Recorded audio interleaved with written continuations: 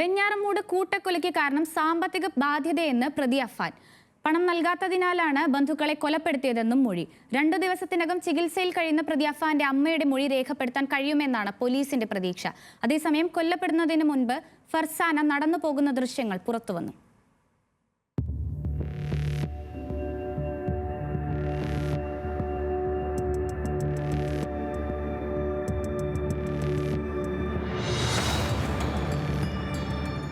സാമ്പത്തിക ബാധ്യതയാണ് കൂട്ടക്കൊലയിലേക്ക് നയിച്ചതെന്ന പോലീസിന്റെ നിഗമനം ശരിവയ്ക്കുന്നതാണ് പ്രതി അഫാന്റെ മൊഴി. കടം കാരണമാണ് കൊല നടത്തിയതെന്ന് പ്രതി പോലീസിനോട് പറഞ്ഞു. കടം വീട്ടാൻ പണം നൽകാത്തതിനാലാണ് ബന്ധുക്കളെ കൊലപ്പെടുത്തിയതെന്നും മൊഴിയിലുണ്ട്. താമസിക്കുന്ന വീട് വിറ്റും കടം വീട്ടാൻ ശ്രമിച്ചു. പലയിടത്തു നിന്ന് 65 ലക്ഷം രൂപ കടം വാങ്ങിയിരുന്നു. പെൺസുഹൃത്തിന്റെ സ്വർണമാല ഉൾപ്പെടെ പണയം വെച്ചിരുന്നുവെന്നും പ്രതി പോലീസിന് മൊഴി നൽകി. സാമ്പത്തിക പ്രശ്നങ്ങളെ ചൊല്ലി അഫാനും അമ്മയും തമ്മിൽ കഴിഞ്ഞ ദിവസം വഴക്കുണ്ടായിരുന്നു.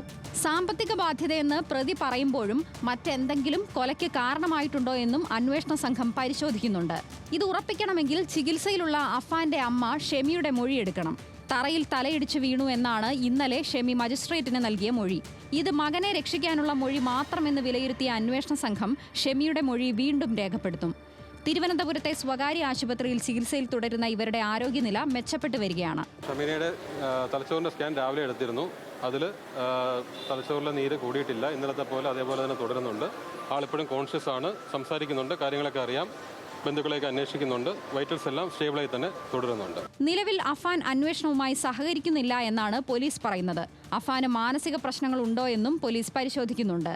അതേസമയം കൊല്ലപ്പെടുന്നതിന് മുൻപ് ഫർസാന നടന്നു പോകുന്ന ദൃശ്യങ്ങൾ പുറത്തു വന്നു.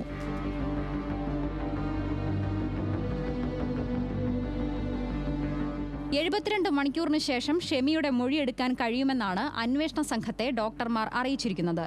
ന്യൂസ് മലയാളം, തിരുവനന്തപുരം.